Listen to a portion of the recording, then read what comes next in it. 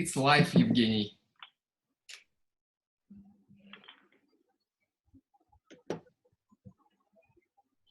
So, do you see the screen well for full size? Yes. Okay, guys, we are ready to start. I think 10:30. Everybody are ready? Yeah. Yes. Okay, so it's my pleasure to see you here, guys. Good morning for everybody to Moscow, to Mumbai, Delhi. Where are you from, guys? Okay. I think we have a lot of people across the Russia and across India. Sean, please, can you start with our best tradition? Yes, I represent our representative in India. Yes, brilliant and perfect, Sean. And can you describe our today meeting and our speakers, first of all, our brilliant speakers? Yes, thank you. Thank you so much, Evgeny. Namaskar to everybody. Welcome to our third webinar. This is a session where we want to take you through more details. आपकी तरफ से काफी लोगों ने बहुत सवाल पूछे हम लोगों से पिछली बारी. So we are here to answer you in more details and more depth.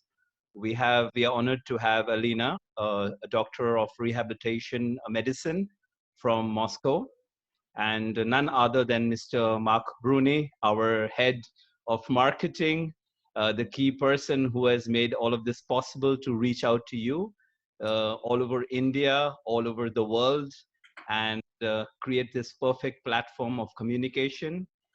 We have our moderator, Mr. Evgeny, who has been with us from the very start. So he will also be moderating today. Some of our special guests invited is Elia. He is our cyber person. He is our person who you must have seen in our promo films, promo information on Facebook, and our communication and some parts of our campaign as well. And hamare none other hamare ambassador India ki taraf se Mahin. He was one of the victims in Mumbai blasts. He has been with us in our last seminar as well. So he will be here to give you some experience, some in-depth information about the brand. And आपके सवाल के जवाब भी देंगे. आप इनसे directly सवाल भी पूछ सकते हैं. Yeah, I will hand over the mic back to Mr. Evgeny, who will take us through the proceedings. Thank you. Yeah, thank you, Sean. Thank you so much. Thank you, guys. So, Mr. Marco Bruni, are you ready? Yes, we are ready. Yes. We are ready to go. Okay, I think we can start with our presentation. And today we want to speak. I think you briefly can explain our theme for today. Yes, you see, guys, today our webinar is somehow unique and it is very mixed. We have a series of webinars, we call it Smart Prosthetics webinars, because we strongly believe that lockdown times have an opportunity to share knowledge, to share life hacks, to share our expertise to each other, to be closer to each other, to understand our patients, if we talk about handicapped people, and to use this time to level up ourselves. You know, in previous webinars, it was something like professional meetings where only clinicians, you know, only prosthetic guys, prosthetists. But now we have invited people whom we care about. And the reason why we invited them is to understand them well, to be capable, be able to make them happy, you know. So today we will talk a lot about how could we inspire, how could we understand, how could we convince sometimes ourselves and these people to become, we call it Kibi heroes, semi-people, semi-machines. That's the story. Before we will go, I would like gently ask you to answer our survey. Who is here? Are you a prosthetist, a doctor, a manager? I don't know. If you are a handicapped person, do you wear prosthesis or not? It would help us to understand whom are we speaking now, because there are 43 people are now listening to us, and several in Facebook live, and we want to be very efficient before we go. So who is manager? Raise your hand. Please vote. Yes, 15, 16 prosthetists we have on board. After the survey will end, Evgeny will show you the I will share the results, and we will see all audience for today. Please, guys, be active. And now, Evgeny, you could show the next slide. Next slide. Mm-hmm.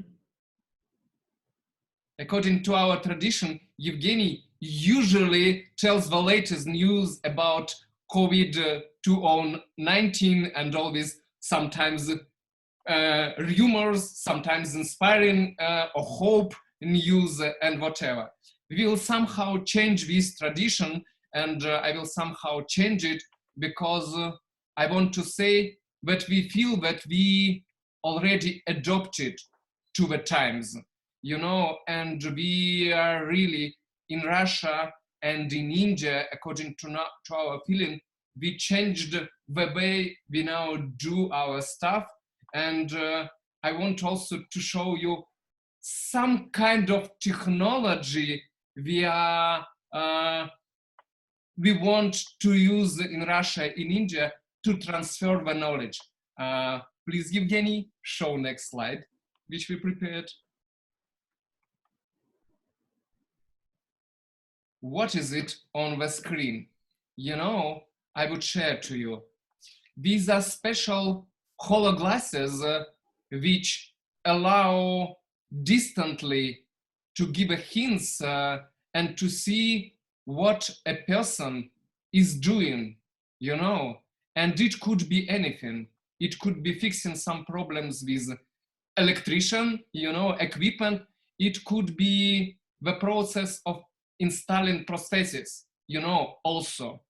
And, you know, not all of us are professionals in installing upper limbs prosthesis, and Motorica are professional about this exact stuff. And we want to share our knowledge over the oceans, over the lands, via internet, looking what are you doing and giving your hints how to do it better. If you like this kind of implemented technologies, you could raise your hand up or tell us something in the chat. Do you like this idea, or do you think it is a bullshit because to be a prosthetist means to act in a very tangible way? You need to feel the body, to feel the robotic arms, and to fit it correctly. You should have, you know, feelings on the ends of your fingers. So your opinion would be very great here. But while you are answering, we are going to our main part, and Evgeny, you could switch the slide number 1 about our main topic, I would say. Thank you, Marco. Thank you. I just want to comment that this idea, I like it because virtual reality and augmented reality right now, it's the leading technology in accordance to online and remote education for staff, for professionals. And right now this technology is going forward. And for us, it's very important to understand, is it okay, if it's appropriate for prosthetists, for example, inside of the clinic? Yes, and maybe in the future we can use it. It's just an idea, guys, but we are ready to get your feedback and to feel, is it necessary or not? Thank you. Thank you so much for your comments. Chris Cummins, do you use this type of HoloLens in Massachusetts or somewhere in America? If you hear us, please answer. Chris, I consider you a clever man, and you know, but sometimes very suspicious to all new stuff in the world. could you please answer to us, what is your opinion about the previous slide we pitched to you? Thank you, guys. Yeah, thank you, thank you. So we are moving forward, Marco, and here it is. Here it is. Before we go, we should understand what is the trouble or what is the roadblock if we are talking about upper limbs prosthetics.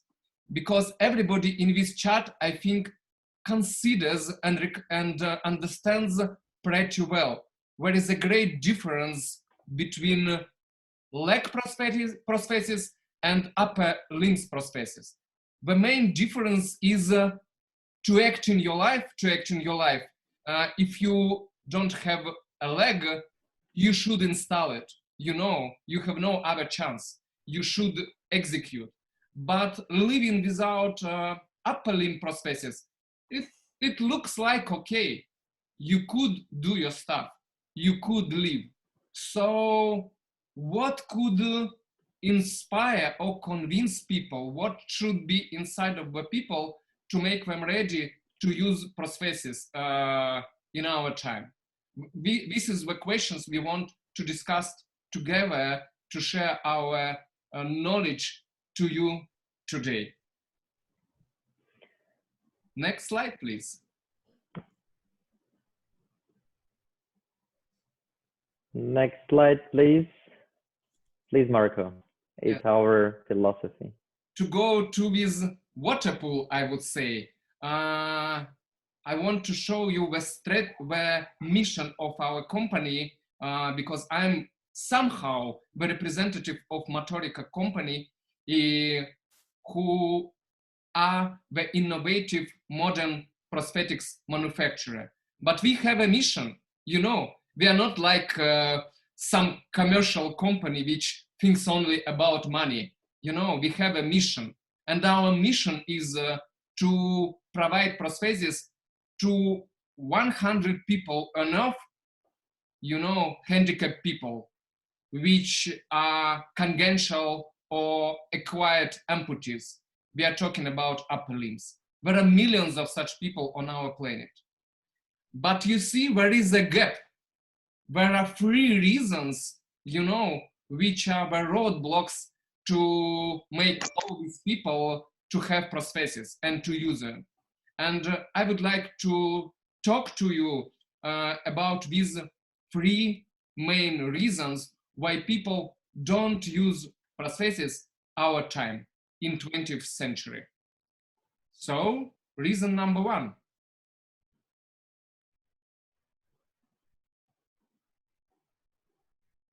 Evgeny, you could use your joystick, yes, to show us the reason. The reason number 1 is unawareness.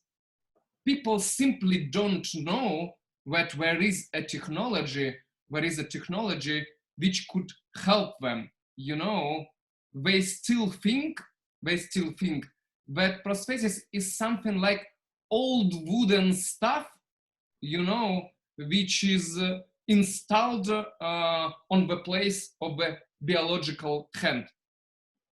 But the time has changed. And now Evgeny will show us. Yes, before, I think it's very interesting theme, actually, because I worked with patients a lot, and I want to share with you the results of our quiz. Yes, and you see that for today, approximately 50 or 60% of people who are listening us or watching our webinars, they are prosthetists.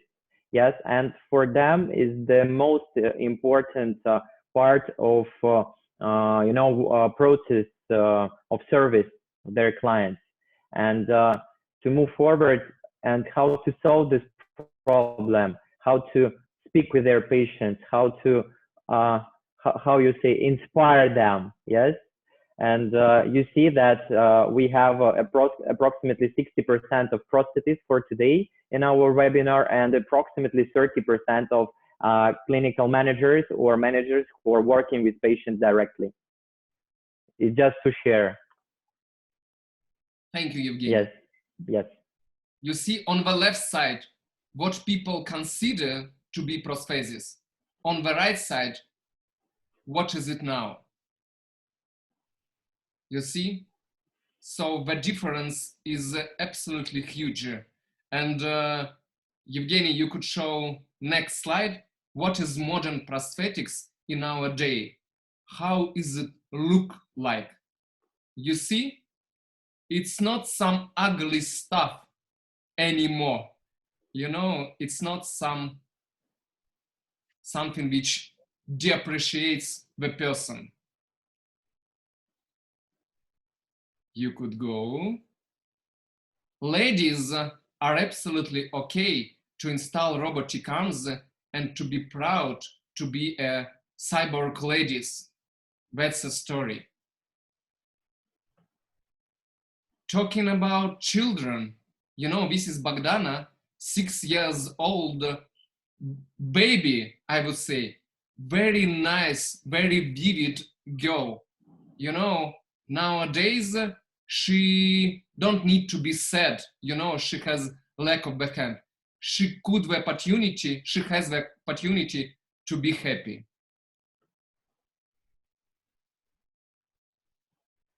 You see? The technology could make her happy. Evgeny, you could show us next slides about children. You see, this is what prosthetics, modern prosthetics in nowadays. I want to share you the moods. Designers call it mood board.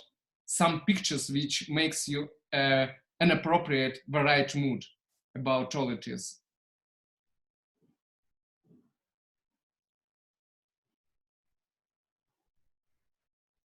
So we're happy users. Most of the children I know personally. And I see how they are growing, actually. They're growing.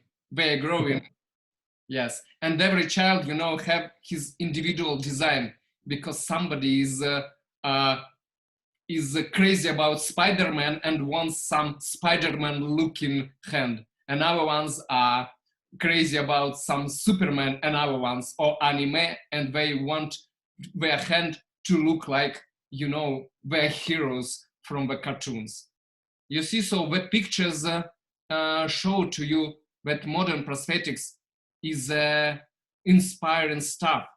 And women, and you know, women are pretty accurate in details and pretty, you know, they're very sensible how they look like. As always. Yes, as always. And women begin to adopt prosthetics like an accessory, you know, like a bag, like clothes. So it's a part of their body, a part of their personality. Modern kiddie girls, I would say, cyber girls, they like to make photos and to be proud of who are they now. You see, that's the story.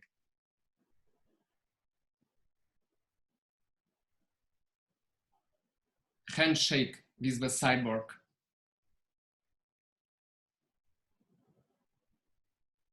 If you want to get married, and there are girls in our chat, some of them could want to be married. Lera, I'm talking about you. It is absolutely okay to have transparent, you see, inspiring wedding prosthesis. So it's not an ugly stuff anymore. You don't need to hide it. Today's industry, fashion industry, is absolutely okay to show the people who have lack of upper limbs or whatever, because today's modern society adopts every person, no matter who you are, no matter how you look like. So that's the story. This is the world we are living for. In previous webinars, we showed you a video, and we could also share you in chat and in our materials, because Zoom somehow, you know, makes it a little bit slower. But today's prosthesis allow people to pay without any wallets, without any coins.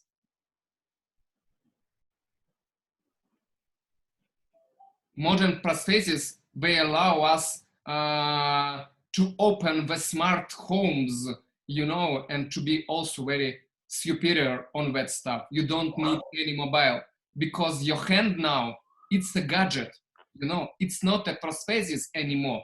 It's a gadget. It's a part of your body. That's why we're discussing with Mahin, we're discussing with Sean and Ilya Markovsky, who will be in our studio in few minutes. We were discussing that feeling yourself semi-people, semi-machines, this is another kind of feeling, and this is the feeling proud to be. That's the story I wanted to share to you.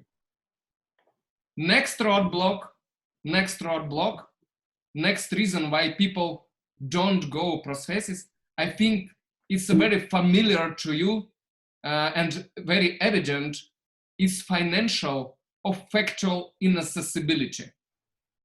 Talking about factual inaccessibility, all the manufacturers of modern prostheses do their best to widen the geography and availability of prostheses all over the world. We, Motorica, also go to India, to Japan, to Germany. Also, we make our geography of availability very big. That's the story. We could survive here. Talking about money, let's talk about money. Not any person in the world have enough money to pay for modern prosthesis. There are two answers here. Answer number one. If talking about us, we are partnering with charity funds, NGOs in India, and we take care about these people. We collect the money so people could become cyber heroes. Point number two, just mathematics I want to share to you. The more upper limbs prosthetics are sold, the more people go become cyborgs, you know, the cheaper price becomes. It's how it is organized. So if you are engaging with market, engaging with serving the society and people, you know, the more prosthesis of upper limbs you will install, the cheaper they will become. So this roadblock could be overcome in this way. And point number three, reason number three, you know, in Russia, we feel that this is the major reason which stops us to move very quickly and to provide upper limb prosthetics to all people who have the need, you know, or who have the possibility. The story is people simply don't believe that this kind of technology is capable to change their life for better. They think that this is somehow in the space. Some young, nice ladies is somewhere in the innovation centers. It could cost a lot of money, but their life would not change dramatically if they would use prosthesis. And this is the main reason, which the main roadblock which we struggling, I would say, in Russia and all over the world. To answer this question, to answer to this challenge, there is only one way: to inspire and to share the experience of people who became cyborgs and to ask them questions. What does prosthetics gives them in their life? There are two heroes in our studio now. One is Mahin, one is Ilya Markovsky. And I would, with all my tenderness, ask them to tell their story. How did they become as cyborgs and how did it affect their life? Guys, before it, I'm glad to present our next speaker, speakers. It will be Ilya and Mahindra from India and Ilya from Moscow. Before I want to answer and read the answer from Chris about AR and other technologies inside of the prosthetic clinic. Quote, some people, especially PNOs, like to be hands-on, and that may be more effective. That does not mean that there is no value to VR trainings or AR trainings. It's another tool to be used. It's additional part. Like an additional part, yes. Like a main tool, I think no, because you said that prosthetists need to be in touch with their patients. I'll say like this.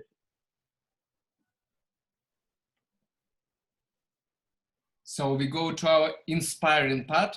Chris, thank you for being smart and active. Mahin? Yes. Your story is coming. Okay. Hi. Hi, everyone. Hello, Mahin. Hi. Good afternoon. Thanks for inviting me. Myself, Mayan Pitle, fine art graduate, and I am below elbow prosthetic user. My life completely changed on 11 July 2006 during Mumbai local train series bomb blast. It was a terrorist attack explosion happened. Many were killed and injured, in which I lost part of my left hand.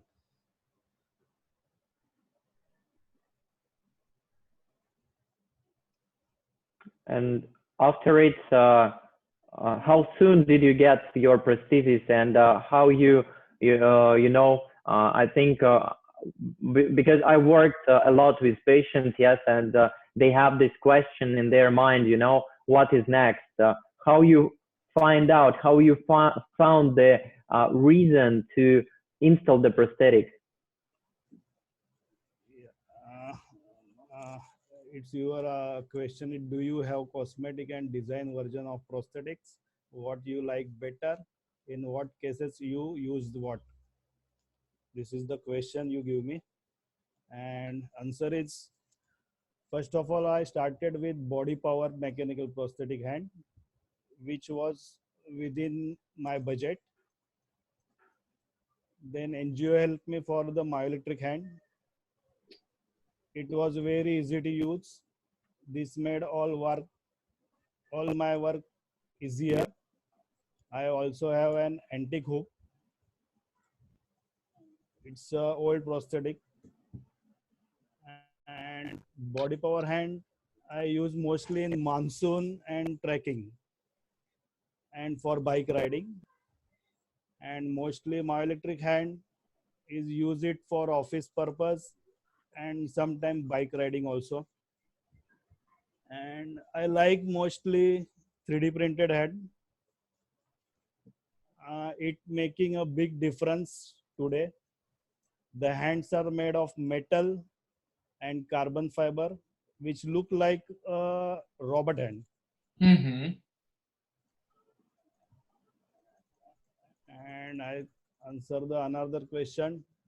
Another question is, does the design means to you reliability, waterproof, and transparency?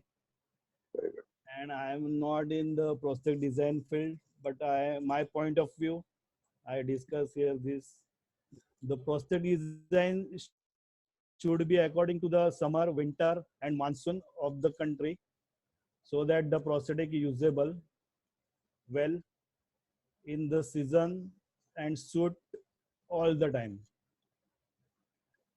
With its sensor, it's user friendly and ordinary users can open, close, rotate easily. And most important thing is the battery should be more powerful,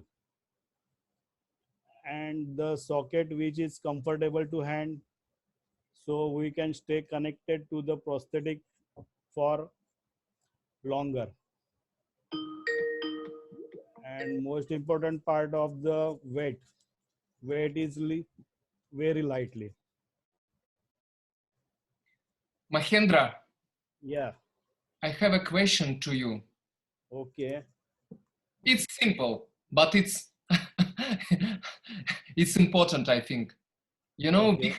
we have a feeling that in India, most Ah. of the handicapped people, they prefer to use prostheses which look like a natural hand, natural color hand, you know, which look like Yeah. Yeah. biological. We see you handsome on the bike, you know, and I respect your bike culture, you know. Okay. Thank you. I even have a t-shirt, Harley Davidson, to show Very you nice. that I respect your culture. But, and you look very handsome, and you know, your current prosthesis looks very modern, looks very, you know, absolutely, yes, it looks absolutely cyborg style. How people adopt you, what do you feel? How do you feel yourself? What is inside you? Why don't you use this, you know, human level like cosmesis, prosthesis? Okay.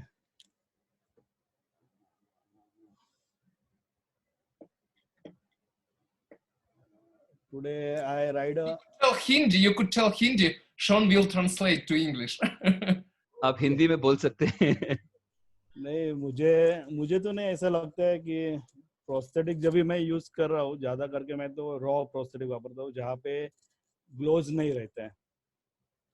और ज्यादा करके India में लोगों को पसंद है कि मैं हैंडीकैप है, किसी को पता नहीं चलना मांगता है, तो वो लोग कवर करते हैं hand gloves, skin tone matching ज्यादा करके। लेकिन मुझे तो नहीं लगता है, मुझे तो लगता है कि हम लोग हैंडीकैप है तो दिखना चाहिए कि प्रोस्थेटिक हैंड यूज कर रहे हैं करके। Zarur, zarur. So his thing is that most people like to camouflage their appearance and make it look very natural that they got a hand, you know. They don't want to go with a very robust look, a very robotic look, you know, because obviously they don't have the product available. The product was never available in our country.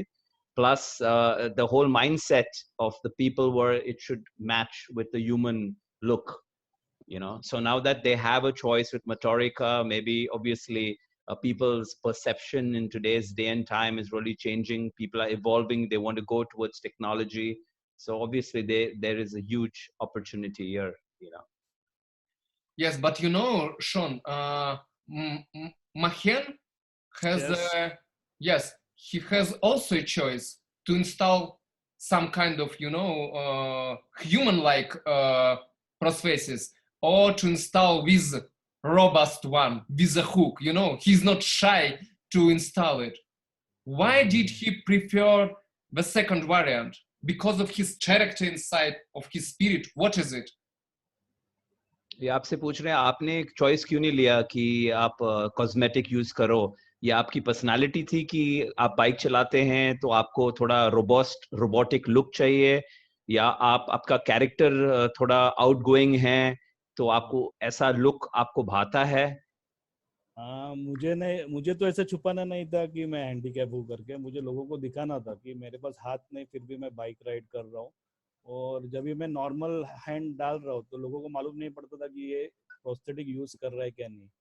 वो naturally जैसा दिख रहा था, तो लोगों के इसमें मालूम नहीं पड़ता, किसी को मालूम ही नहीं पड़ता था कि ये हैंडीकैप है करके। और जब मैं नॉर्मल अपना body power prosthetic mechanical arm use कर, तो लोगों के दिखने में आ गया कि भाई ऐसा ऐसा होने के बाद भी ये आज बाइक चला रहा है करके। नहीं नहीं, तो सही मुझे बात बड़ा है। अच्छा लगता था। और आपको टेक्निकल क्या खामियां या क्या इश्यूज पड़ी हैं आपको, आपके एक्सपीरियंस में टेक्निकल क्या प्रॉब्लम्स आपको आई हैं? टेक्निकल प्रॉब्लम्स में बोला जाएगा तो जो बैटरी ऑपरेटेड आर्म रहते हैं वो तो सेंसर के ऊपर रहते ज्यादा करके। और जब भी मैं बाइक चलाता हूँ तो बाइक चलाने के टाइम पे इवन रोड हमको कभी भी मिलता नहीं है। हम लोग कभी भी ऑफ रोड पे भी जाते हैं तो रास्ता अप एंड डाउन वगैरह रहता है। वो टाइम पे थोड़ा भी सेंसर के ऊपर अपना वेंच टच हो गया तो हैंड्स ओपन और क्लोज होने का चालू रहता है।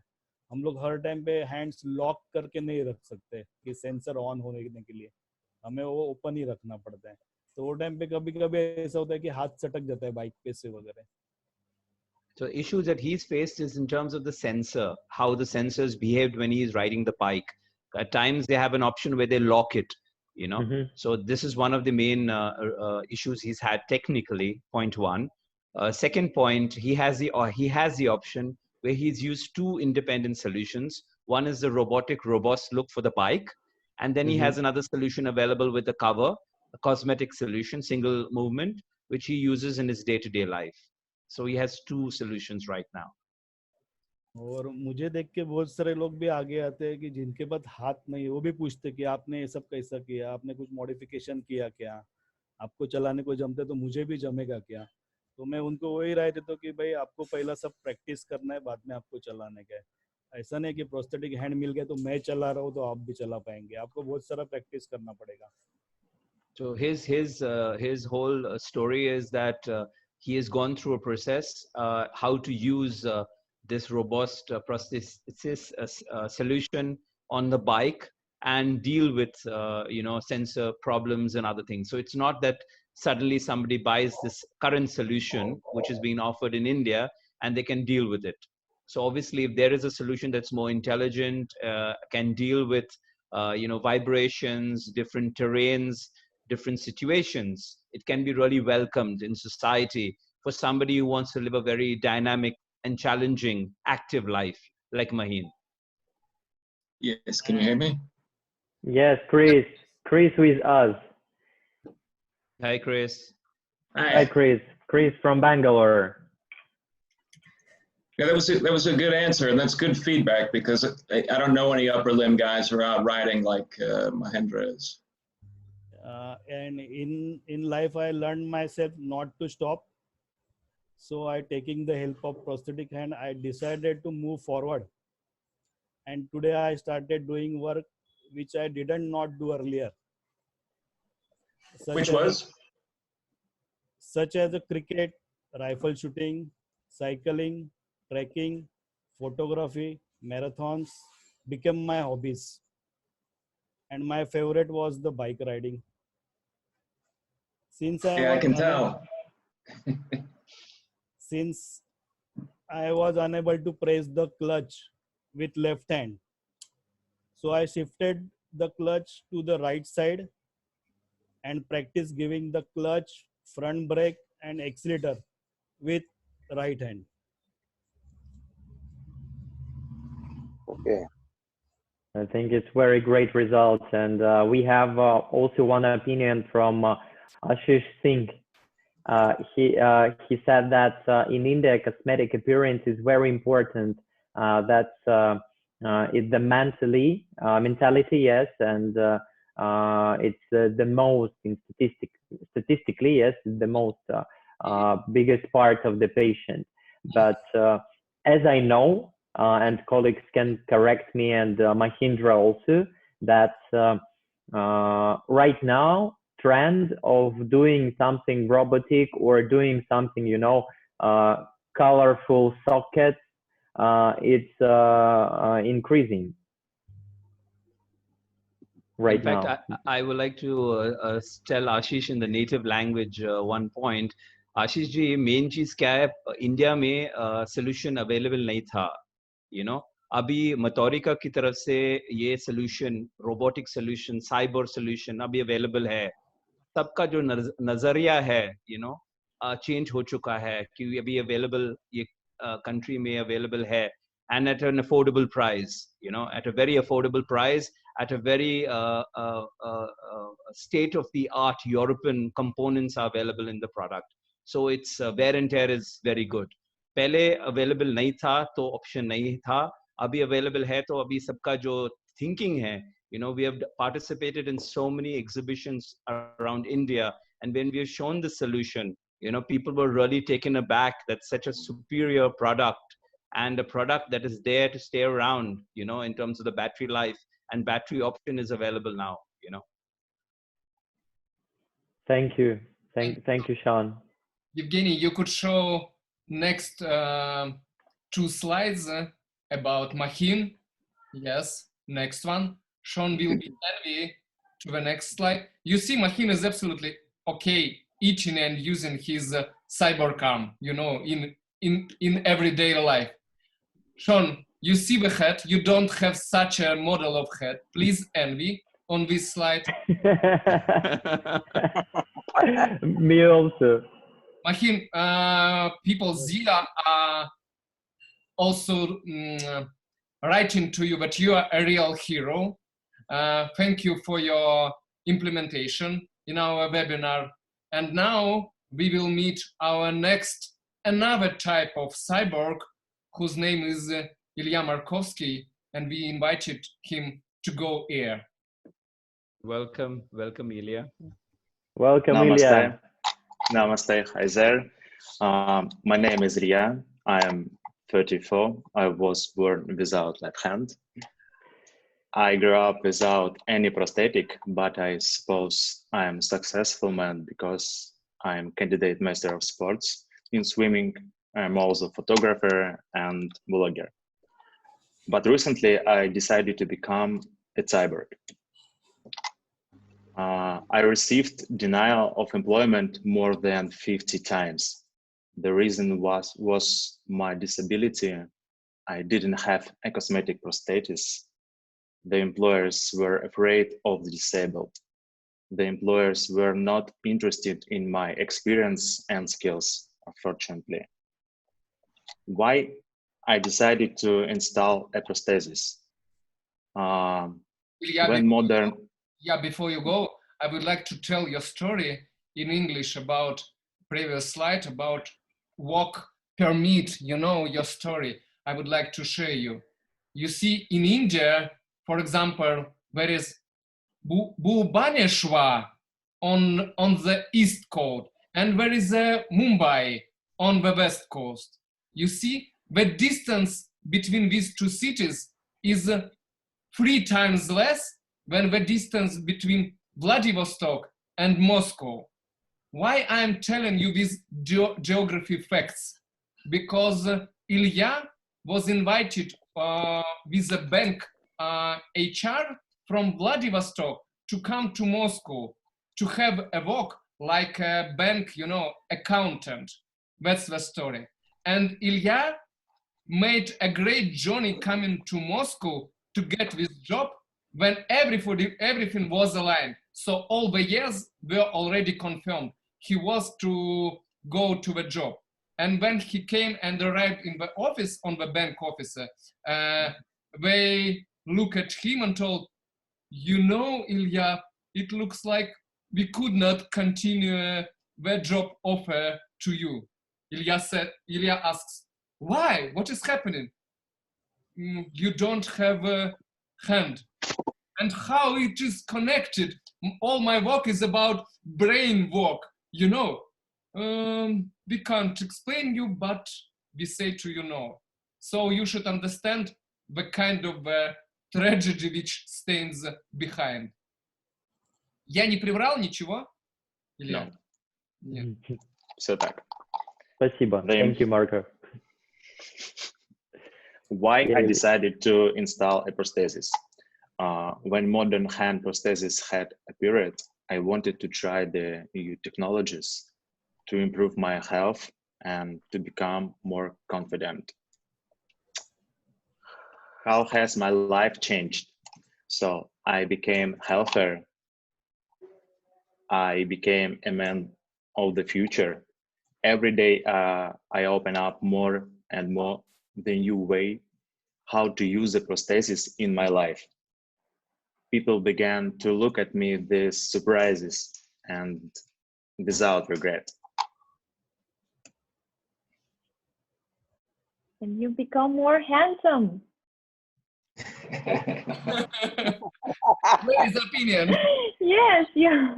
You really look cool. I mean, this is so black and, you know, brutal. Thanks. What can I do with prosthesis? Not to be shy myself, to be more confident, to do sport, to hold different things, to ride a bike, to hold a glass of coffee in one hand and the phone in the other hand, to cook, to shave, to tie shoelaces. Oh, that's great. Do I need bionics prosthesis? My answer is yes.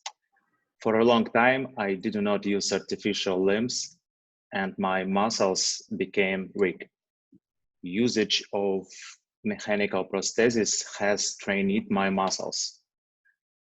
Now I can install the most modern hand prosthesis with various improvements. Bionic prosthesis will expand functional abilities. The goals is to change minds. We can change everything if we change both people's minds regarding the disabled and disabled minds regarding prosthetics. I decided to change people's minds by educating people in understanding prosthetics and stabilization. I started my blog. I share my life with its problems I meet and successes I achieve. And also, I'm glad to share other cyborgs' successes with you. Success stories. Most popular videos in my channel, TikTok. Yeah, you are a blogger, yes? Not a biker. Yes, not a biker. You said that you are riding bike, but what bike? It's a motorcycle or just a usual bike? Because we have, you know, competition right now. Велосипед или мотоцикл? Велосипед. Oh, usual bike. No, bicycle. So we could sit calm. Okay, okay. So Ilya, please. The most popular videos in my channel TikTok is item how to make a bucket socket from orchid. Okay. 5 million views. Why is it important? My dear smart processes, I want to share to you. Why did I invite Ilya in our studio? I don't have that. We live in the world where adopting yourself and showing how you overcome, you know, in our blogger community, blogger society, showing your story, streaming your life becomes and is very popular. So Ilya, being an open-faced hero who is makes somehow a propaganda of being and adopting herself as he is, you know, makes a lot of subscriptions, makes a lot of people to look and to admire with his how he does, how he lives. You see, so the reason to have upper limb prosthetics could be not only functional one, you see, to ride a bike or a motorbike. It could be to be not to be shy and to go live, to become a blogger. And you know, blogging in our times is not only a hobby, it could be an earn money activity. That's the story. Ilya, did you earn some money being blogger? Could you tell us a secret? Please share this secret. Денег заработал на блогинге? Нет. Сколько ты зарабатываешь? Но цель же не в деньгах, а в том, чтобы популяризировать направление, рассказывать людям про то, как быть киборгом, то, чтобы они боялись этого. Ilya says that his main goal in this case is not the money, because his mission to tell about cyborgs, you know, and he's the example of this man. So people would not afraid this kind of people. That's his story. But I know some money he earns on it, and some advertisements blocks will appear soon in his TikTok or Instagram accounts. Thank you. That's nice. I have a question for you, Ilya. In terms of the community, it's as I understand, and I would like all our participants also to understand that Motorica is not only selling a solution here, we are selling you a lifestyle, we're selling you a community building opportunity where patients can come on a platform, share information, share motivations, share experiences. So Ilya, could you expand on this and tell us how this helps the person, you know, who joins this community to grow with us, you know, and take home certain value systems, thinking patterns, and it embarks a different journey in his life, while he buys a solution from another company who only sells him the solution and goes away, and really doesn't care about him. And how Motorica handholds this person in this value system and gives him another, dimension in life. I would like you to share this journey with us, please. Илья, я немножко переведу. Вопрос в том, что Давай. как комьюнити Thank you, Sean. и то, что ты делаешь, вдохновляет других ребят протезироваться. И что есть немножечко в моторике, да, дизайн или лайфстайл, как говорится, что makes it different, вот так вот, что, как бы предвосхищает выбрать именно этот продукт. Так, бессильной продажи только. Когда я начинал делать видеоблог, 3 месяца я не получал никакой обратной связи ни от пользователей, ни от общественности. When I started making my blogging, during 3 months, I had 0 feedback from anybody, from the society, from candidates to the cyborgs, from anyone. Но в последний месяц это как снежный ком, он накапливается, и ко мне поступает все больше и больше обращений от людей, которые хотят запротезироваться. Они говорят мне спасибо за то, что ты об этом рассказываешь, и если до этого я не хотел протезироваться, то после твоих рассказов, как жить с этим, я хочу сделать протез. But after 3-4 months of continuing my walk, I would say my activity, I see it's like a snow, which is lavina, yes? A snowball from the mountain, which becomes bigger and bigger. People begin to write to me, I'm looking your blog and I'm the handicapped man, and I would never decide to become a cyborg, to install prosthesis, but you are the person who inspired me to change my life. And that's why I took a decision to go and to install it.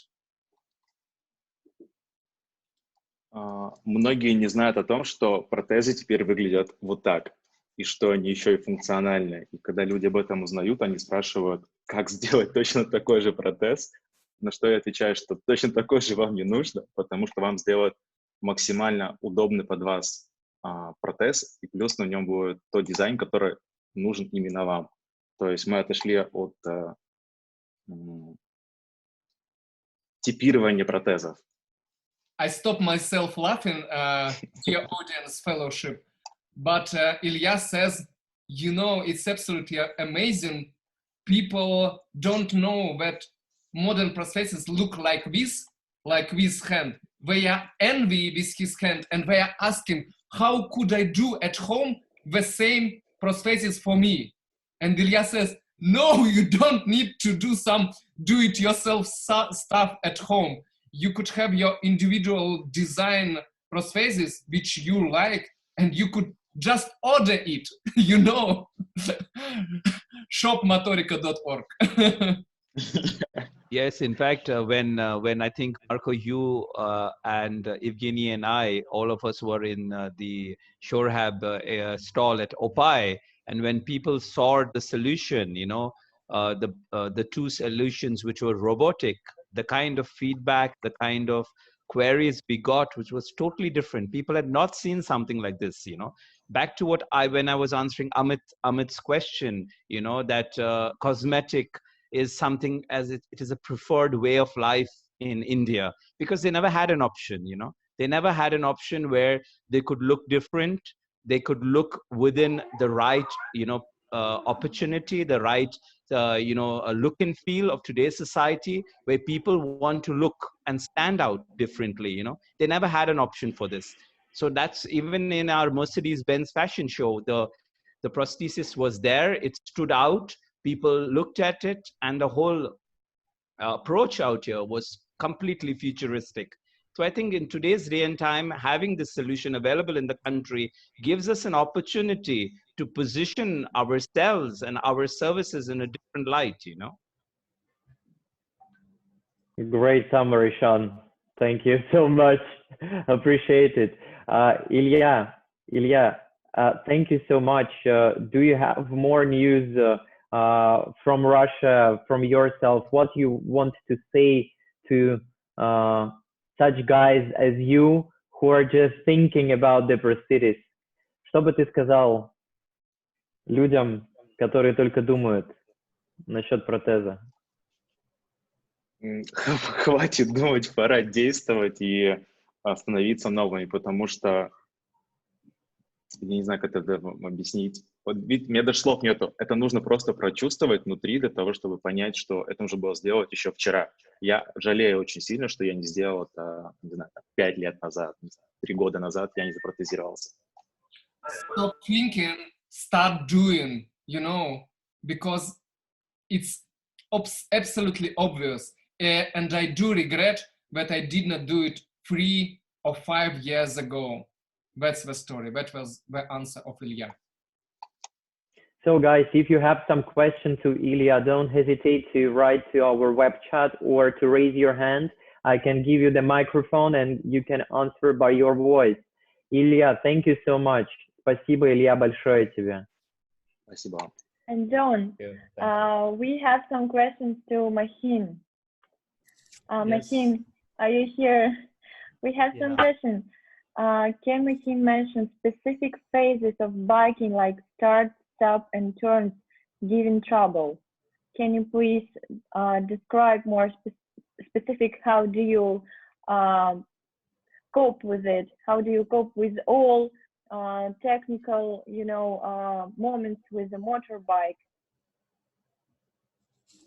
Sean, क्या बोल रहे हैं? Sean, you are on mute. Yes. Sean, please. ये आपको पूछ रहे हैं कि जो आप बाइक स्टंट्स वगैरह करते हैं, हाउ आप इसके लिए कैसे आप इसको केपेबल बनाते हैं, bike stunts and bike journeys and interactions ज्यादा? मुझे तो ऐसा कुछ फर्क नहीं लगता क्योंकि नॉर्मल प्रोस्थेटिक जो यूज कर रहे हैं वो लोग को सब इजी लग रहा है. मैंने खाली मेरा बाइक का क्लच राइट साइड में किया है, बाकी नॉर्मली जैसे हम लोग बाइक चलाते हैं वैसा तो हम लोग राइड कर रही थे. खाली मुझे उतना ही मॉडिफिकेशन करना पड़ा कि मेरा क्लच राइट में लेना पड़ा और मैंने एक ही हाथ से क्लच, ब्रेक और एक्सीलरेटर देने की प्रैक्टिस की है. और अभी तक आज तक तो मेरा कोई भी एक्सीडेंट हुआ नहीं है कि मैं बाइक पे से गिरा है करके. और so the only modification, sorry, हाँ जी. और कभी भी ऐसा बाइक चलाने के टाइम पे प्रॉब्लम नहीं आया कि मैं बाइक चला नहीं पा रहा हूँ करके ऐसा. Okay. So I think that answers the question. Yes, thank you guys. We have another question from Zia. I saw this name on last webinar. Am I right, Zia? Yeah, I appreciate the guys for staying with us for a long journey for this April for 5 webinars, which we planned with our colleagues and friends. And we have just simple questions for Mahindra. Since how long Mahindra is using his prosthesis? How long time ago you installed your first prosthesis? My first prosthetic I used from year 2006. 2006. Yeah, first I used the mechanical. This is my first one prosthetic. Then after 1 year I used myoelectric prosthetic with battery operated, open, closure and rotation. 2 modes there. And today I use antique hook also, same body power. And I used B-Bionic for training and trial purpose for 2 weeks. It's a modern prosthetic and multifunctional. Yeah. Mahindra, we have also the question for you from Zia. Did you try the Motorica hands? I know the answer for this question, yes, because we already planned and I already had packed my luggage, you know, to be in Mumbai from 23rd of January and to bring with me your new hand, black one, black design in the hand. But unfortunately, this lockdown and we couldn't make it. But I hope we will make this installation for Mahindra after the lockdown, and I hope everything will be good, and you will get definitely your best hand ever. Yeah, sure. I want to try this India on my bike also. Okay. Ilya, we have a question for Ilya. Ilya, ты здесь? Здесь. Супер. Илья, расскажи, пожалуйста, как давно ты пользуешься протезом и комфортно тебе ли с ним? Протезом пользуюсь я полгода, и, как я уже сказал в презентации, каждый день для себя открываю все новые пути использования его. То есть невозможно сказать, что тебе дали протез, и ты умеешь им все. Нет, ты как маленький ребенок каждый день учишься всему новому. И если говорить, сколько раз я его в день использую, но сейчас на карантине минимум час в день я им пользуюсь для занятия спортом. So guys, the answer is that. So Ilya, he's using his prosthetic for daily operations, for sport and so on, and he installed his prosthesis approximately 6 months ago. And in these 6 months, he opened for him a lot of new operations, which he can, achieve, and some challenges and new operation what he can achieve. And Zia, I like Zia, a lot of questions from him. So the next question, sorry guys, I think we can move forward, but we have to answer for a few more questions, yes, because they are very interesting.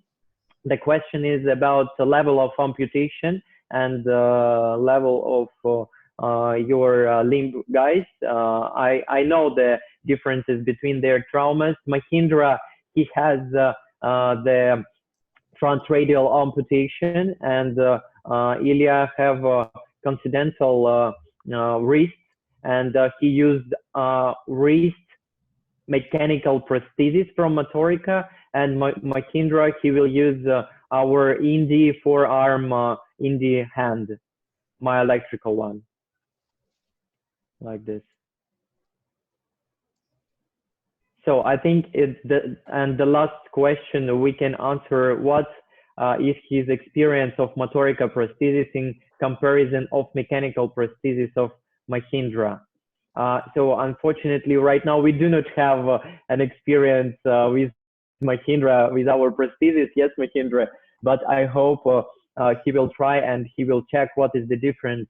But from my point of view, from my experience, because I had more than 100 patients on my hand, and they shared with me, their experience, and they said that mechanical prosthesis and my electrical prosthesis, they have their own advantages and disadvantages on the one hand.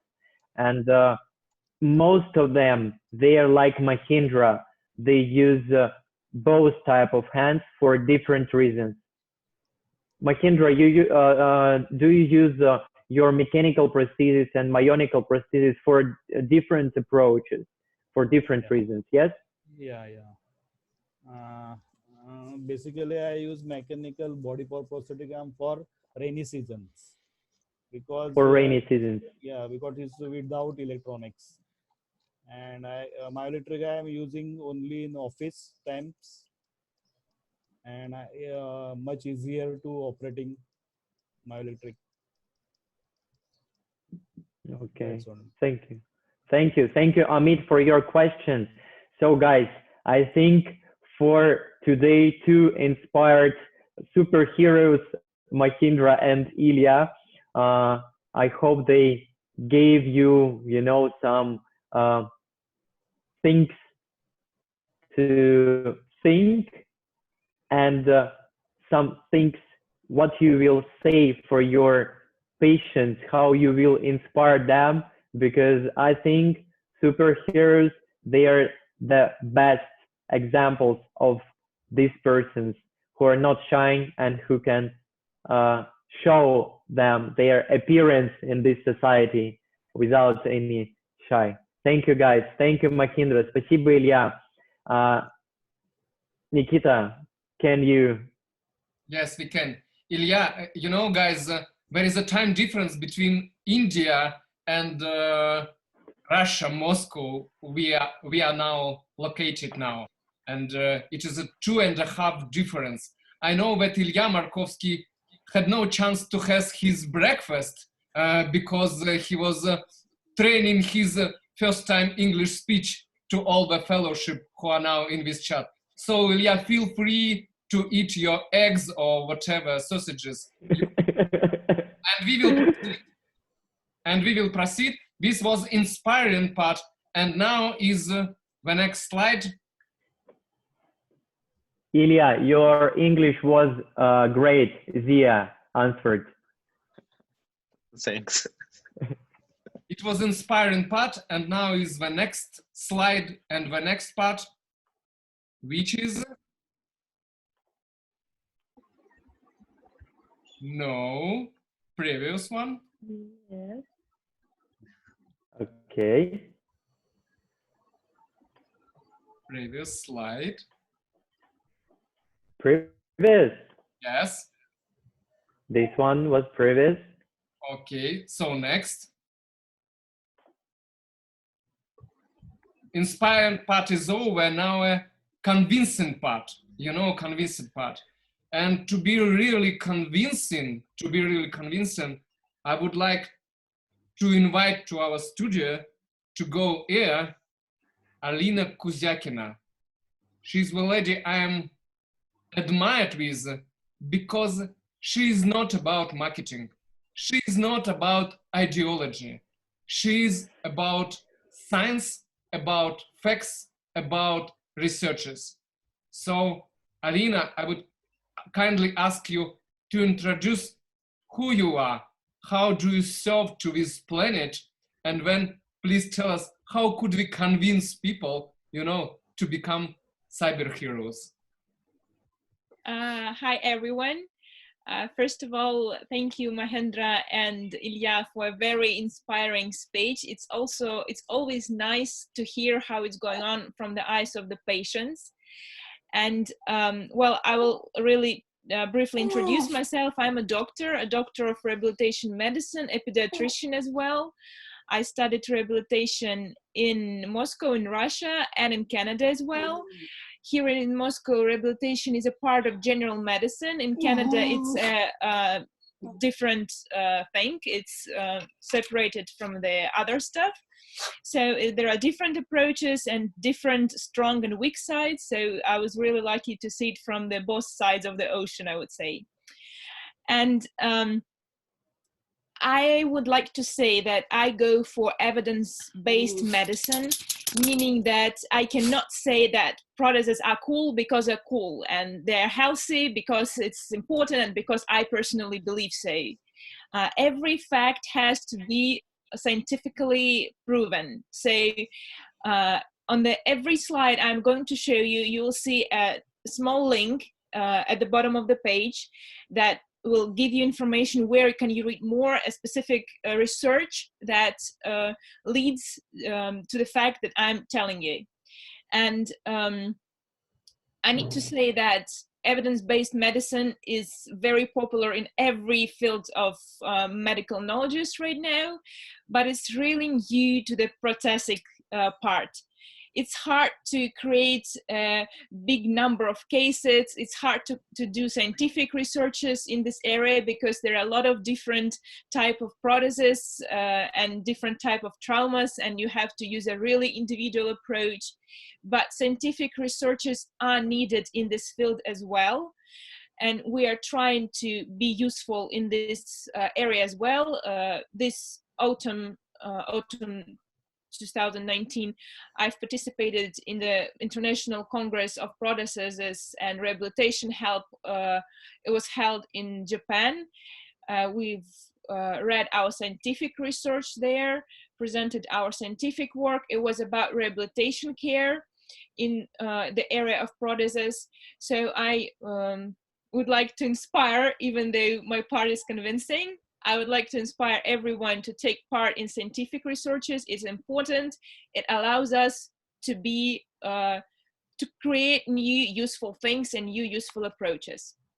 So let's specifically get to our topic. Why do doctors recommend to use robotic arms? Why is it important in terms of health? But before I give you exact pathophysiology, exact facts, I know that Marco wanted to ask you a question. My question is on the screen.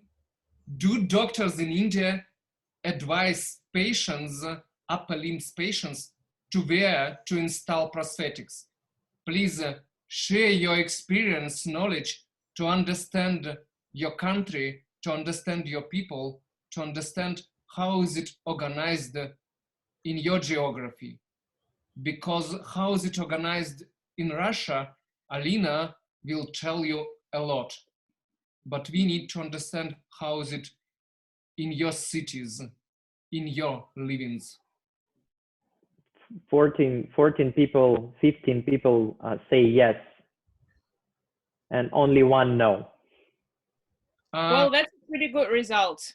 Could you please share in comments in chat, or if you want to go air, please write it. I want to go air and tell the story. What usually doctors in India say? What are their arguments to install prosthesis? Yeah, I would really briefly say that we've conducted a research in Russia asking the same question to the users of the prosthesis, and 90% of the users mentioned that they didn't learn about an opportunity to install a device from doctors. They learned from social media, from friends, from the internet, so they basically found the opportunity themselves. So the doctors obviously knew that they had some disorder, some arm disorder deficiency, but they couldn't give any specific information how, when, and why do they need to get a device. By device, I mean the prosthesis.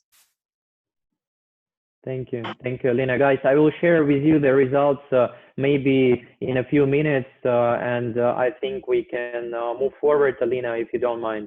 Yeah, sure. Let's go to the next slide. And I would like to share with you some information on how does the prosthesis affect general health. So the functions are pretty obvious that the prosthesis gives functions, but it's not only that, it's also general health. So when there is something wrong with the arm, when the arm is lost due to any fact, congenital or acquired injury, there are two main things that affect general health. The first one is obvious one, it's a weight loss. So there is a deficiency of weight, and the other one is a loss of function.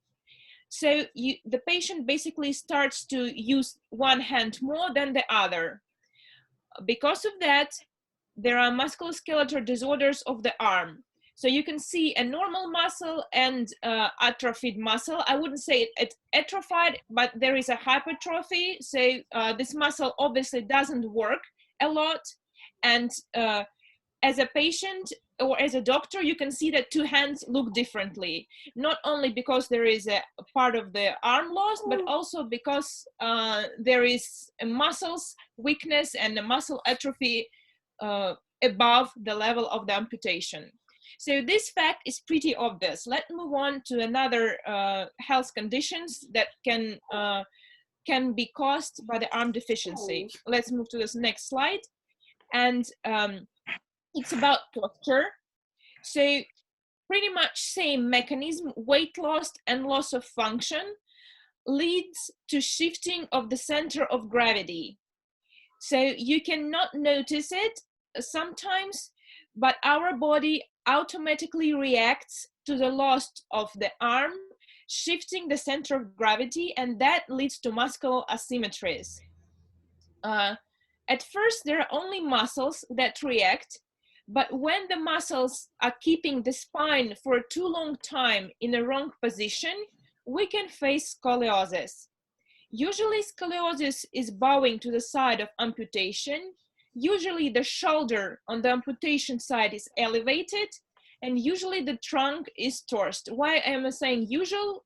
Because all cases are different and medicine is about individual approach. So that is what usually happens, but we can accept some differences. So scoliosis is not a good thing because it has a tendency to progression. And when it's only on the muscle stage, when only the muscles are changing their position, you can shift the center of gravity back and you can save the situation. But when the spine is already changing its state, it's a bad thing to happen, because there is no way you can pull the bones back to where they belong. Even if the muscles are very strong, it's very hard to do so. So when the scoliosis is pretty severe, it does affect quality of life pretty bad. So the back starts to hurt, the internal organs starts to work badly, and it's not a good thing to happen. And due to muscle asymmetries, there is an overactivity of the gluteus medius muscle, and that's why the hip joint can start to hurt as well. So you can see that deficiency of the arm of one side of the body, one part of the body, strongly affects the whole organism, the back, the hip, and later on I will give you the fact that it also affects the other arm, the opposite arm, the healthy one. But for right now, let's go to the next slide. I need you to understand that it's not only with acquired injury, but with congenital injury, with congenital upper limb deficiency as well. And there has been a lot of researches showing that people with congenital upper limb deficiency have an increased incidence of scoliosis compared to with general population. And usually doctors prescribe bracing to the patient with congenital limb loss to prevent scoliosis. But the results, according to the researchers, are pretty poor, because patients usually reject the brace. The brace is, I don't know if, how is this term called in India? There's some special band that is covered around the body, around the core, to keep it stable, to prevent the spine from tilting from one side to another. If you don't understand what it is, please tell me. I will try to find some picture to share with you. I don't know if it's possible to do it online or not, but I'll figure out something. So we do need a prosthesis to prevent the changes in postural, in posture, and also with the arm. Let's go to the next issue. And as I promised, I'm going to tell you what's usually happening with the other arm. The other arm, meaning usually the healthy arm that doesn't have an amputation or doesn't have an injury or congenital disorder. So this arm is being used most of the time, and it's overloaded. And not on the very first year or on the second year of the case, but usually later on in life. In 50% of the cases, this arm, the second arm, that is overloaded due to the non-using of the amputated hand, it starts to have a lot of health issues, meaning it starts to hurt, the joint starts to be disorganized, the muscles are overloaded as well, the tendons are overloaded. There are a lot of conditions, medical conditions, that can be happening to the arm that is not supposed to have so much load on it. And in 50% of the cases, patients suffer from pain, suffer from arthritis and stuff like this with their second arm. So it's not a good thing, because you can understand that one hand is missing and the other hand is starting to hurt. So the person is a pretty bad condition, he's stressed and he doesn't know what to do with it. So it's always better to prevent the overuse symptoms of the second arm by wearing the prosthesis. And I know that Ilya have had some of the symptoms of the overuse overload situation that I've been telling you, and he might be able to tell you more about it from the patient side. And the next slide, please. So we all understand that prosthesis is not a hand, yet, yeah, it cannot replace the hand functionally. It can give you a lot of functions, but it cannot totally replace hand functions. But prosthesis is not only for function, it is for health. So due to the additional weight of the prosthesis and due to the stimulus of hand usage, the prosthesis helps to train muscles, the hand and the back muscles, and to prevent or stop from progression of the unwanted changes. So this is what I need for you to understand. Prosthesis is important not only for functions, but also for health issues. And the next thing I wanted to discuss with you is, does it only affect physical health? We all know that the International Healthcare Organization defines health as a stage of complete physical, but mental and social health as well. So we cannot say that the man is healthy only because he's physically healthy. He needs to be mentally and socially okay to stay healthy. Mm-hmm. So there are a lot of researchers conducting right now. How does the prosthesis affect the mental, the physical, and other types of health? So wearing a prosthesis helps to maintain a body schema. So in the head of the patient, the prosthesis, after some time of usage, is pictured like a hand. So the organism, the head, is understanding that okay, I have two hands, I can use them. So the phantom limb remains similar to the intact one. Quality of life is significantly higher in the prosthesis users than in non-users.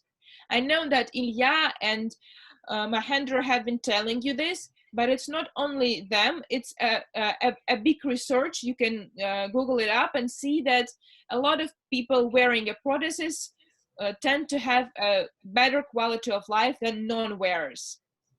And well, it's pretty obvious that prosthesis eases psychological and functional adjustment. It allows to minimize the sense of difference and give the person a sense of worth. It's what also scientific research have been showing us. So I need you to keep it in mind when you're talking to the patients, that it's not only physical, but also psychological health. And moving on to the next topic, can we actually replace an active prosthesis with a cosmetic device? We have been discussing it briefly, that in India, a lot of people tend to wear a cosmetic device. By cosmetic device, I mean the device that cannot provide any active movement. It's just there to give society a feeling that everything is okay with the hand. So non-active device. Well, we need to know that the cosmetic device does give an extra weight, but scoliosis, muscle atrophy, overuse symptoms appear not only due to the weight loss, but mainly due to the loss of functions. And cosmetic device cannot give you any functions. So it does give you additional weight. So I would say that it's better than nothing, maybe, not sure, but it's in terms of health, in terms of scoliosis, muscles, and overuse symptoms, it's definitely worse than active prosthesis. Alina, could I ask a question on this slide? Because I know you have a great experience making a rehabilitation process, not only to elder people, but for children, you know, wearing prosthesis. And you shared to me a story, how do children adopt cosmetic arm, you know, and functional one? what is changing inside their mind? How do they feel about it? Could you share, please, your stories? Yeah, well, I have had a lot of patients that came for us for the first active prosthesis. So before that, they had a cosmetic devices. And there are two basic situations that usually happen. The first one is the child is not wearing a cosmetic device because the child is scared of it. A lot of children tell me that it looks like a doll hand, and it's separate from a doll. So it's scary to put on something that looks like a hand, but it's separate from the body. So it does scare them. And the active prosthesis, a bright one, a colorful one with a picture of the favorite character, is not scary. It is accepted as a toy. And that's what we want from the prosthesis for small children. And we do need to put on a prosthesis for small children from 2 or 3 years old. It's a very important issue. But it's not a topic of our discussion today, so I'm not going to dig into it. And the other situation is that the child is wearing a cosmetic device. Maybe he's not scared, or maybe his parents are very motivating. But usually when the child puts on a cosmetic device, he doesn't use his arm at all, because without the cosmetic device, he can put something between his arm and his body, like something like this, and to hold objects. And he can feel what he's putting there. He can feel if he's confidently grabbing it or not. But when he's putting a cosmetic device, he has not the tactile feeling. So he usually does not do this movement anymore. He starts to use the second arm mainly, because the cosmetic device and every prosthesis does not have a tactile feeling. But in case of the active prosthesis, you can actually grab something with it. So it's better than a cosmetic that cannot grab stuff. And with a cosmetic one, you cannot grab and you cannot feel anything. So the hand is usually just there, not actively participating in the daily activities, and it's a not good thing for health. But I need to tell you that according to the international data, cosmetic limbs are recommended from children from 6 months old. Why 6 months? At 6 months, the child starts to sit, and to sit straightly, he needs to balance. And balancing is easier when the weight of both hands is close to each other. So one hand weighs the same as the other hand. So as early as 6 months, you can recommend the family to use a cosmetic device, but as soon as possible, 1.5, 2 years old, switch to the active device. It's an easy thing to do, to switch. You just take one off and put another one on. So the child is used to the fact that he has a prosthesis on his hand, and it's not scary and it's funny, and he usually likes this switch. So this is the common technique of getting used to the device. Start with a cosmetic one, then switch to the active as soon as possible. But I would not recommend to start with a cosmetic device if child is older than 6 months. If he's 1 or 2 or 3 or 10 years old, I would not recommend it, because he's already balancing as it is, and he needs to have an active solution. It's not good for his health at this age to put on a cosmetic one and then start to explaining why do we need to switch to another device. So it's a hard thing to do. If the child is 6 months old, go for it. If he's older, I would not do so. And please keep in mind that putting a cosmetic device, we're giving a child a message that you need to look like everyone else. You have to hide the fact that your hand is different. And it's a not good idea for a small child to know that mother or father are ashamed of his hand, because he will feel ashamed as well. So you need to explain the difference between the child and the other people. You need to explain that all people are different. My hair are brown, his hair are red, and that girl is blonde, and something like this. All people are different, and you don't need to be ashamed of it. You need to be proud of your strong sides and work with your weak sides, meaning your character, your personal characteristic, but your body is perfect. And we need the child to understand that. Cosmetic device, I feel it's giving another message. Thank you. Yes. This was a very important moment. I'm not interrupting you. I want just to highlight your message to everybody, to the fellows. You means wearing different types of prosthesis affects a lot on the psychology and on the position of the person in society. We are all society living humans, you know, we are dependent on the society, and how we position ourselves, what message do we do with how we behave ourselves is very important for us. So Alina tells, I want to also to repeat it once more in another way, that being the parents of such a special child, you should be very accurately how you equip your child, you know. And cosmetic devices in an elder age, they give not a right signal to the person. They tell them you should hide or you should somehow look like others. This is not the right signal for the personality. You know, the right signal is adopt yourself, you're different, there are different people.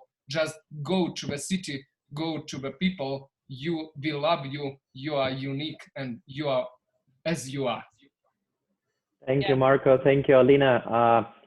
Sorry, I have one interesting issue, and our colleagues, they're asking about publication and studies for evidence, and can we share these resources for our partners and P&Os, because we have very big interest of what you're talking about.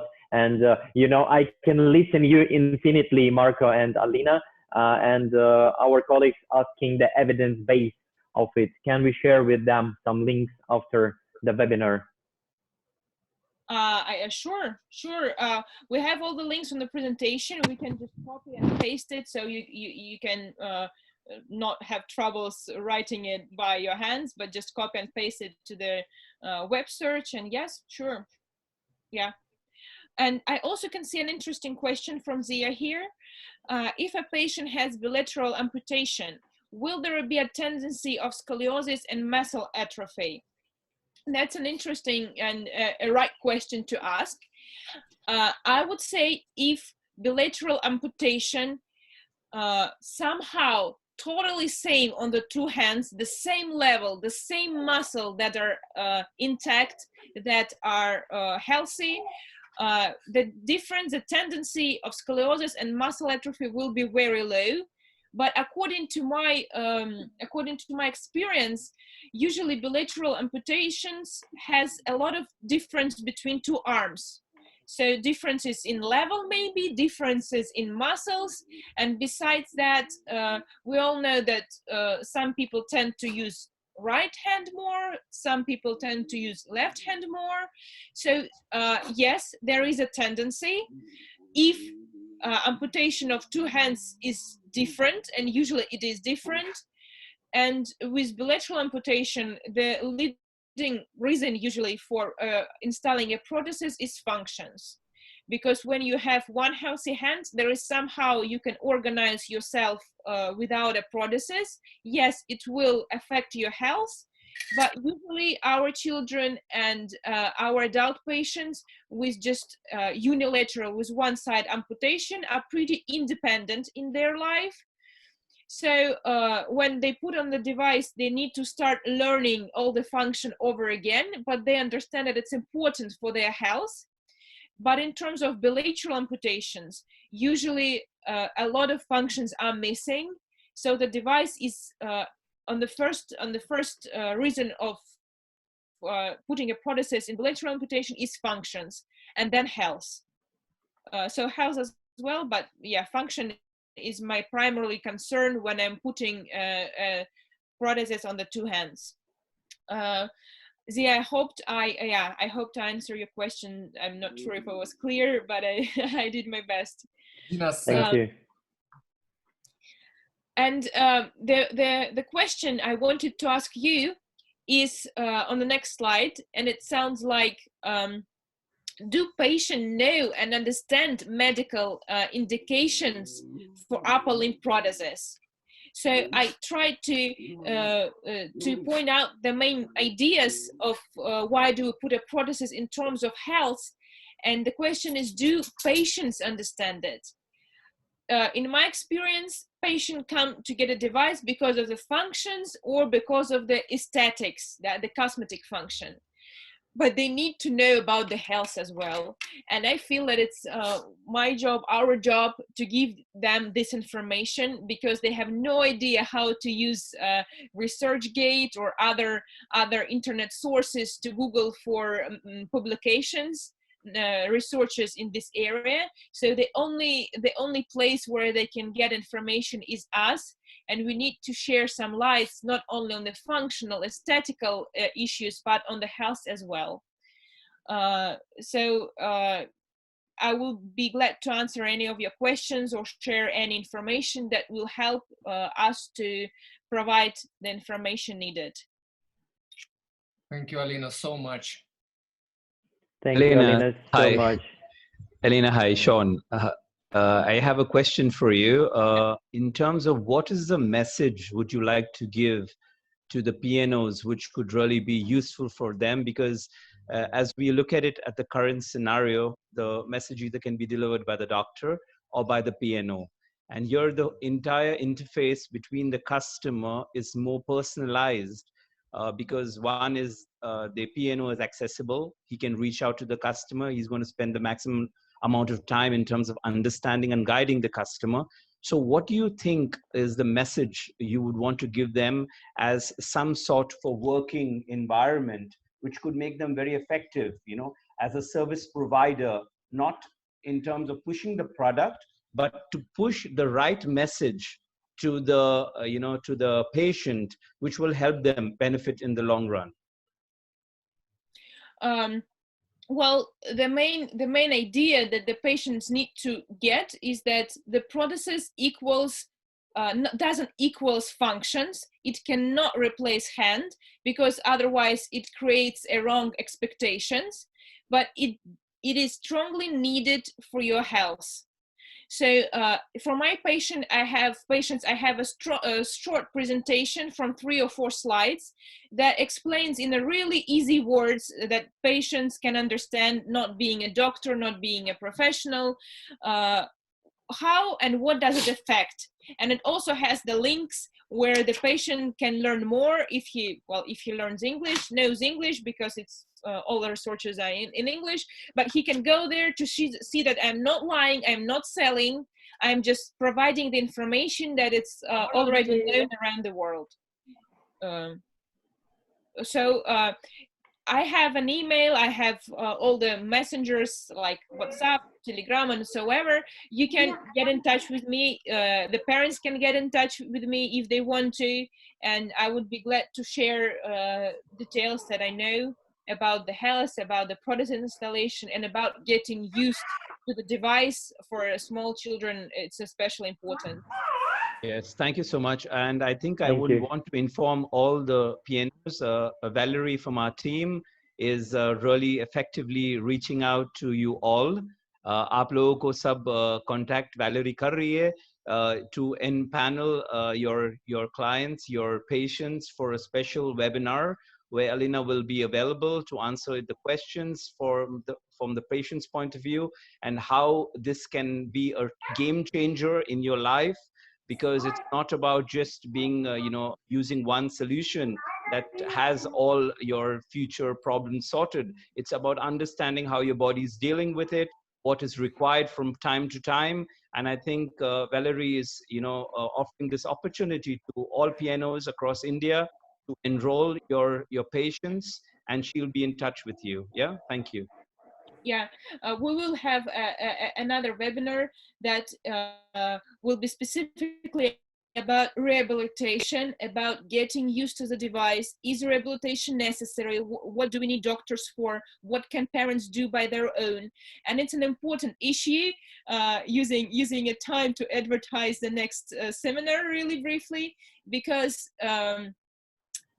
if we're sellers, we need to understand that if the patient is not wearing a prosthesis, he will not come back to the second one. If it's a child or adult, doesn't really matter. If we're doctors, we need to understand that for every new device, you need to get used, and you need to provide a help for a patient to get used to the device. So it's a both side win. Rehabilitation is necessary, and I would be glad to share with you my ideas and our approach to rehabilitation process in terms of upper limb prosthesis. Thank you. Thank you so much. Thank you so much, guys. I would gently continue because I have a connection bridge with the previous words of Alina, and the words were only source to people, to the patients, to get know about why should they use modern prosthetics. We are responsible, and the level of our professionalism, the level of our engagement, yes, it means a lot at this case. Sean Kennedy has introduced me as a person which is somehow connected to the marketing. And what is marketing in nowadays?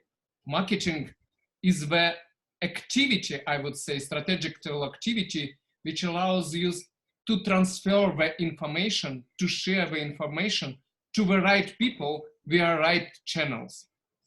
I would share you some poster, some communication ways we use in Russia to tell to patients what does it mean to use prosthetics, and to talk about all that stuff we have now discussed together with Alina. So Evgeny Konev, if you have the ability to change the slides, please, it's the right time to do it. I have one. It is one of the posters, my dear participants, which we use in our clinics, partners clinics, in the offices which are responsible in Russia for making medical expertise and to giving people special documents which confirm that they have a right to have a prosthesis, or they have the possibility to have the upper limb prosthesis. And we are using such a posters. I make you a translation. Living without prosthesis is not an act of bravery. You know, it's not the act of bravery. It's a threat to your health. If you love yourself, if you treat yourself, please take care about your health. Please be aware about the risks which Alina has encountered in her speech before me. You know, all this stuff with balance, all this stuff with muscles, all this stuff with body scheme and how your brain works, all that stuff. I would underline the point that we are not selling the fear. You know, if we want to sell some stuff, just make people afraid of some stuff. You know, we are not selling any fear, and we don't something like inspire you to sell the fear. We are inspire you to be responsible professionals, to be responsible, to tell to people what should they know, what risks to their health exist, so they should take a proper decision to wear prosthetics or not. We are responsible to give this information. You know, people should be aware. You know, among us, the percentage of the people who are like Mahin or Ilya Markovsky, who are self-confident and are willing to go and adopt technologies is pretty small. And people, most of the people are living thinking that non-prosthesizing, it's okay. I could live, I could survive with it. But they don't understand all the risks and all the disadvantages to their health and to their social positioning. And this is the thing we want to share with you. So such kind of posters we now make in English, you know, and we absolutely invite you to claim from our side. We will definitely share these posters in India. They are available at Shore Hub Clinic, and Valeria could take care about your somehow claims about these posters. So if you want to talk to your patients at this manner and be responsible professionals, such kind of communications should be in your dialogues and should be at the walls of your clinic. Now the second example. Thank you, Marco. It was a brilliant idea, and Zia supporting us with this point. Thank you so much, and I will share with you next slide. Yes, next slide. Next slide. I would also like to comment it. I think that we are talking, all our talk today, of all our webinar talk today is about different era. We are living in the era in which to be a cyborg is absolutely somehow a must. You know, we gave up era in which there were invalid peoples, you know, and we installed them somehow wooden prostheses or cosmetic ones which are not functional. Another era has arrived. So in our communication in Russia, we are using the following promotional video. Evgeny will launch a video in a few seconds, but I will give you a translation. You should use 2 hands to make a forest cut. You see, this is a forest guy. He is living in Ferma. This is one of our patients. This is one of our users. His name is Nikita. You should use 2 hands to make a forest cut. There is no any brave behavior to cut the forest with 1 hand. Stop being invalid. Install prosthesis. Stop being invalid. Today's level of technology allows you to make a lot of stuff with 2 hands. So be a proper man. Be a real forest cut man with 2 hands. Everything is real. But these are the 2 samples how we use in marketing, in advertisement, in our communication, any stuff, posters, video, to convince people give up living invalid life, but to go to become cyborgs, you know, to become these modern people like Mahin and Ilya. I inspired, Marco. Thank you so much. We have 3 slides. We have 3 slides. They are very easy. And the last thing I want to talk to you and to share to you very briefly, the last thing and the main thing is happiness, ladies and gentlemen. Happiness. And I would like to tell you that in our life, there are only 2 ways to live in society. One way is to be like others, to pretend that you are similar to all other people, and this is a very comfortable way. You could use cosmetic hands which look like usual hand. You could pretend every day in your life. Second way is to adopt yourself. If you like hats, like Sean Kennedy hats, you should adopt that you like hats, and you should use hat whenever you go, even on the webinar of Motorica. You know, you should love it. If you have some specialty about your body, the lack of upper limbs, you know, please be yourself. Go to the society, install technological arm, and be as who you are. You know, don't be shy. This is a harder way. This is a harder way because our society not always ready to adopt you who you are.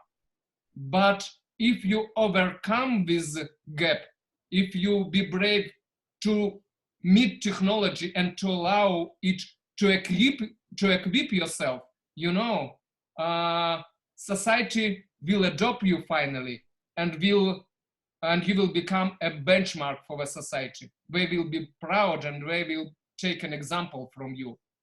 Second way is the only way to be happy in life. So you should understand that this is where bridge inside our patients they need to cross. And we should be somehow the godfathers, the helpers, the angels who will help them to cross this bridge from one reality to another.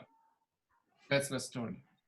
Brilliant. Thank you, Marco. I think your words were very inspiring, and it's amazing what you said. Just to recap, you know, most of the PNOs in today's day who are, you know, part of our web seminar are acting like ambassadors who are going to go out there and give a message to the society, to the Indian society, which is so conscious about prizes, which is so conscious about just having a look in their hand and without really understanding. You know, the message that Elena gave us is that you have to look at your body, you have to see how your body is reacting, you have to keep in touch with the right solution that is available in today's market. You know, it's not about only the prize, it's about the direction you're looking at yourself for your child, how they should grow, you know, physically, academically, and also socially. You know, they need to be represented so rightly. So I think all our ambassadors today have got this message, have understood very clearly, and we would love you all to continue, you know, joining us in our upcoming webinars. Take this information, use it right, and provide a right communication for our Indian society. Thank you, Sean. Where I need to go, where I need to click, where I need to leave my contacts. Guys, I'm so inspired by you. I'm so happy to work with you as a team. Evgeny, you could click next slide and you could see yourself like in the mirror. You will see a trick. You see Evgeny Konev is on the right hand and Sean Kennedy is on the left hand. Marco Bruni is also on the left hand, but they are not the main heroes on these pictures. They are heroes, but not the heroes of this exact day, which was 2 months ago. What you should look at is the boy with his skibby arm, you know, standing in the middle. What is happening, guys? This exact boy has a birthday today, has a second birthday in his life. It is the day when he could adopt himself, become the person whom he wants to be, because the prosthesis he wear in this day is the one he designed for himself. You know, this is the color he wanted, this is the images he wanted, and the size he wanted. So my last message to you guys is we are prosthetists of the 20th century, not only the people who are good in engineering and who are good in installing technical stuff and attaching it to the bodies. We are the ones who are changing people's lives, helping to change their lives. So if you do the process of prothesizing, you should clearly understand that this should be like a birthday for this exact patient. Only in this case, you will be the magnet for all the patients in your village, in your city, all the surroundings. People will go to you because you will have a gift, you will give a gift to them, not only prosthesis, but a new way of living, a new way of living. As you see, balloons, posters, and all the engaging, celebrating stuff is also available at our beloved partner, Hub, Utkrist and his team. So if you want in the following way, we act in Russia and we'll do it in India, please connect to us. Let's do it together. Let's change the lives of these exact people together in this way. We are not invalids anymore.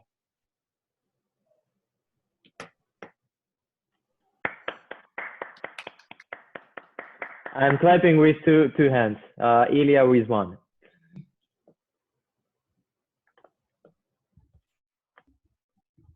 So, guys, I think it's the end of our webinar for today. I'm inspired, you know, so much. And Chris, he answered that it's a very great idea to organize some birthday parties while your first installation of prosthesis inside of the clinic. Yes, and I see that we have great support of our community right now.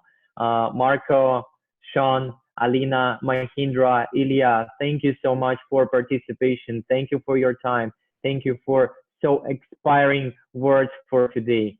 I expired for this day, and I think for the next month of sitting in my home. We could switch a nice video for everybody in our chat, in our webinar, and we, all the team, we go back to our serving to society and connecting with you. So we will keep in touch. Yes, guys, we invite you for the next webinar about rehabilitation process. Alina will lead this webinar, all important and interesting issues about how to organize the rehabilitation process in your clinic. We will describe it and give some life hacks during our next fourth webinar. It will be on the next week. Yes, please join us. And if you have some questions, please ask Valerie, and us, Sean, all team will support you. So guys, you're the best. Thank you so much. Thank you, Thank you. Evgeny. Thank you, everybody. Have a good day. Here is the video which we promised. I hope it will work. Yes, I hope Zoom will launch it.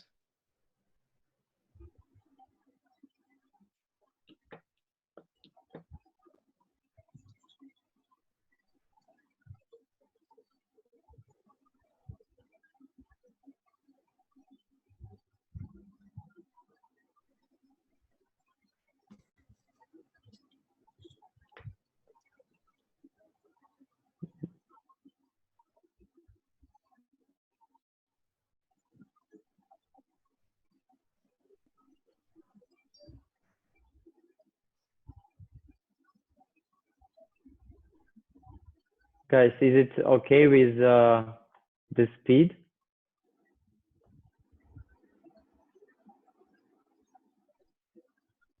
Well, it's pretty slow. Yes, I think it's pretty slow. Well, it's hard to understand what's going on. Yes, I will share this link In to our WhatsApp colleagues. Yes, in our WhatsApp group, because Zoom is cutting the quality of video. So guys, thank you so much.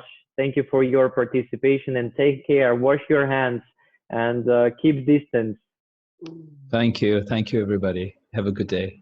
Thank you so much. Bye-bye.